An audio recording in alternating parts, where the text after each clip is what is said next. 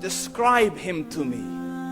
And Muslims, look at the description of your Rasul. And for some, this would be the first time you hear what your Prophet looked like.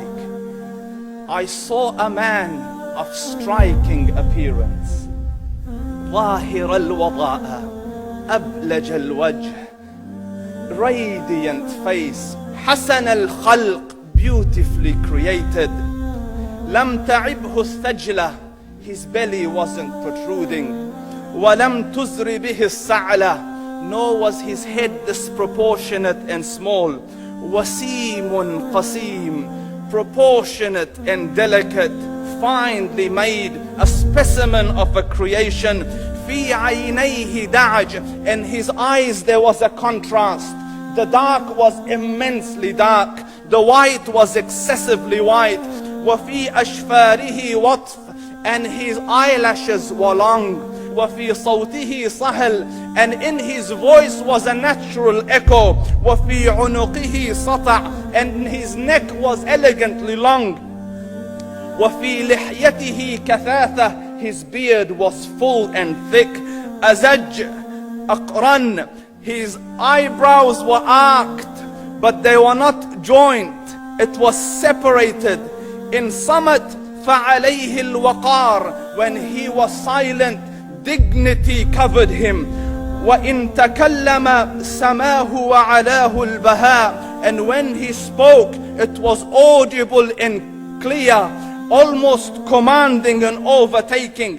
أجمل الناس وأبهاهم من بعيد, from afar the most striking and outstanding in appearance. وأحسنهم وأجملهم من قريب, and when he came near, the best of them and the most handsome of them in closeness.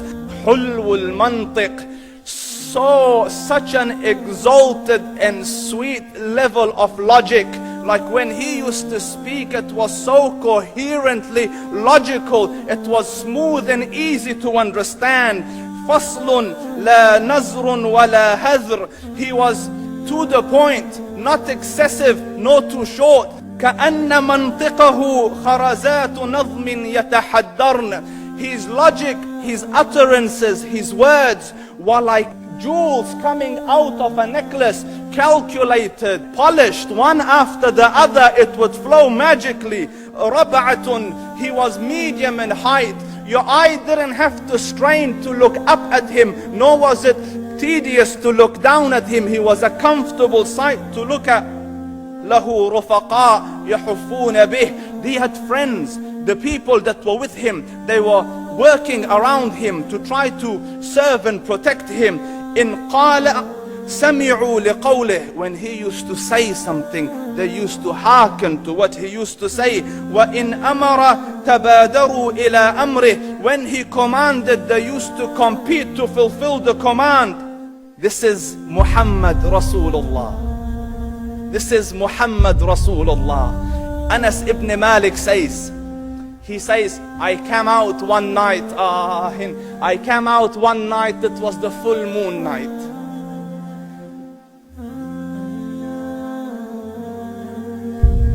And I looked at the moon, and in the desert, understand, the moon is an awesome sight. It is smooth, it is radiant, it is clear, it is gentle compared to the scorching sun at which they are used to. So the moon was the epitome of beauty. So he says, I came out at a full moon night and I looked at the moon and I saw it beautiful, handsome. So I said, let me go see if the moon is more handsome or my Prophet is more handsome. Let me see if that is more beautiful or the Prophet is more beautiful. So I went and I saw him standing afar. So I looked at his face and I looked at the moon, and I looked at his face, and I looked at the moon, and I looked at his face, and I looked at the moon, and he said, Wallahi, he was more handsome than the moon in its entirety. That is just the look of your Rasul. Aisha radiyallahu anha says, I was sewing with the needle, my needle dropped in the dark, I couldn't find it. I said, Ya Rasul, I can't find it. He moved his face close, and I swear, out of the radiance of his face, I found my needle.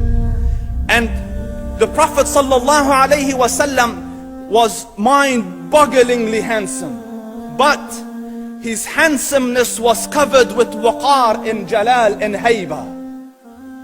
The Sahaba say, when we used to sit at his feet, two feelings conflicting would come on the heart.